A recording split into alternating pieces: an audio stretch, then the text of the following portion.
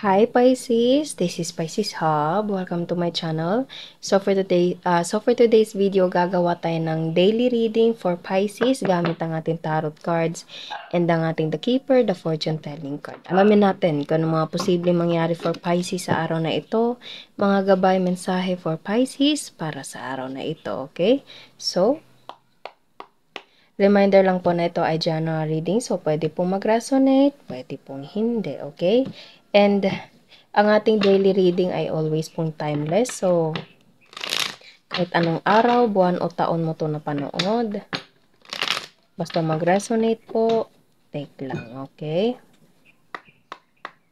And the mga gender po ay welcome po sa lahat, babae, lalaki, LGBT, feminine or masculine man, ang lumabas sa mga cards, take lang. Basta mag-resonate. Pag hindi, huwag pong ipilit po. Okay? So, pasensya na kung meron po kayo naririnig na background noises. Ano po ang message po for Pisces para sa araw na ito?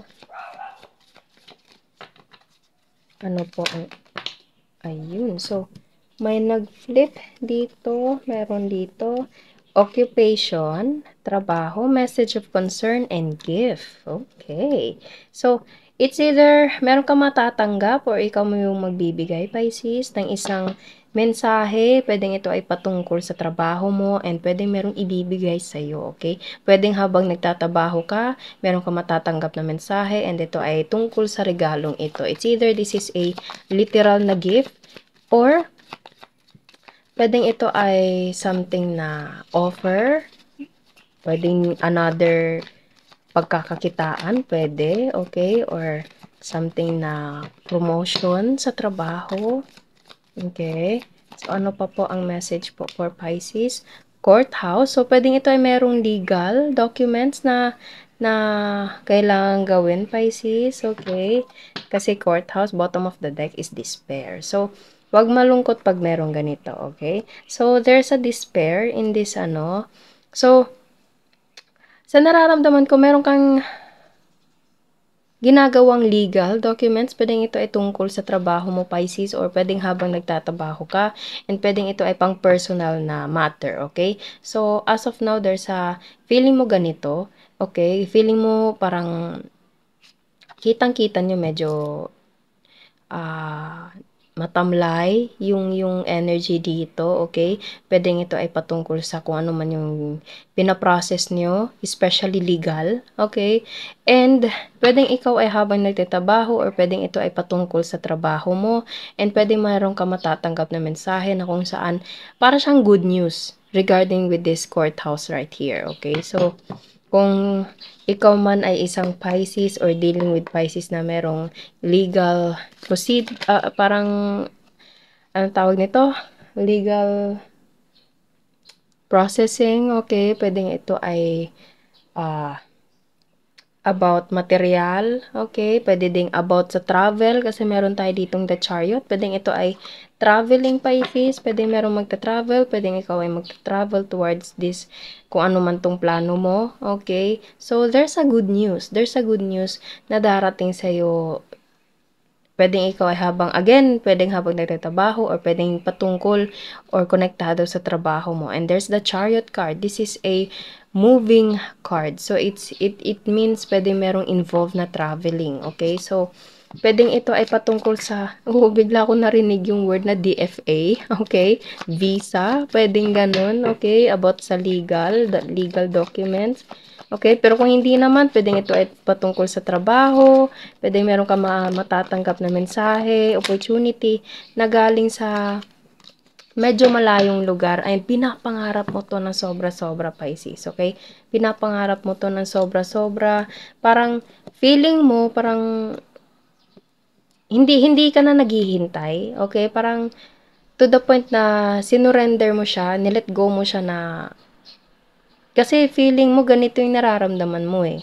Okay, nilet go mo siya. You just surrender it to God. You just let go, okay? And bahala na ang Panginoon, ang universe, na magbigay kung ano man yung nararapat or deserve mo, okay? So, pwedeng ito ay merong tungkol sa traveling, and itong pagta-travel or something na trabaho ay parang inaasam-asam mo siya, Pisces, pero medyo, the more na inaasam-asam mo siya, the more na parang, hindi mo agad-agad nakukuha. Pero, when the time comes na natuto ka ng surrender everything to God, trust His process, okay? Parang, nilet go mo siya, hinayaan mo ang Panginoon na siya yung mag-handle, siya yung nakakaalam, siya yung powerful on how to deal with this kind of situation na hindi mo makokontrol, Pisces. And that's the perfect time na ibibigay na sa'yo yung hinahangad mo. And which is this is the message right here, the gift. Okay? This is a good news. Kung ano man tong hinihiling mo, Pisces, dati. Okay? Again, always, sinabi ko na yata to sa past mga videos natin, mga previous videos natin na pag meron kang gusto or pag merong sitwasyon na hindi mo kontrolado, surrender everything to God, Pisces, and let go. Okay? Siya yung pinaka-powerful na kayang i-handle yung mga bagay na hindi mo maha-handle, Pisces. And just have faith, okay? Just have faith. Magtiwala lang. Tiwala. Ganun lang, okay? And that's the perfect time. Darating ito, pwedeng ito ay busy ka or pwedeng ito ay patungkol sa trabaho or anything na good news na darating for you. Okay? So, kuha pa tayo ng message po. Eight of Swords. Okay, bottom of the deck is Ace of Cups. Yes, as I said, Pisces, surrender everything to God. Surrender everything. Huwag mong hayaang i-stressin yung sarili mo sa mga bagay na hindi mo naman nakokontrol, okay? And kung ano man to nakapalibot sa'yo, nai-stress ka man sa kung ano man yung hinihintay mo, ginagawang legal documentation, legal processing, pwede din merong involved na traveling to abroad, traveling to other countries na pwede merong involved na trabaho or anyone na connection, pwede din about sa love kasi meron tayo ditong Ace of Cups, okay? So, kahit ano man yun, Pisces, tanggalin mo tong blindfold, tanggalin mo tong nakapulupot, itong mga swords, and surrender everything to God. Kasi siya yung nakakaalam, siya yung, just surrender, okay? Tiwala, just have faith, okay? Huwag hayaang malugmok ng ganito, Pisces. Ganitong energy, it's okay, normal lang na medyo masad ng konti, pero again, surrender everything to God and trust His process. And that's the perfect time, kitang-kita nyo, Pisces, ibinibigay ng Ace of Cups na nandito, itong gift na ito.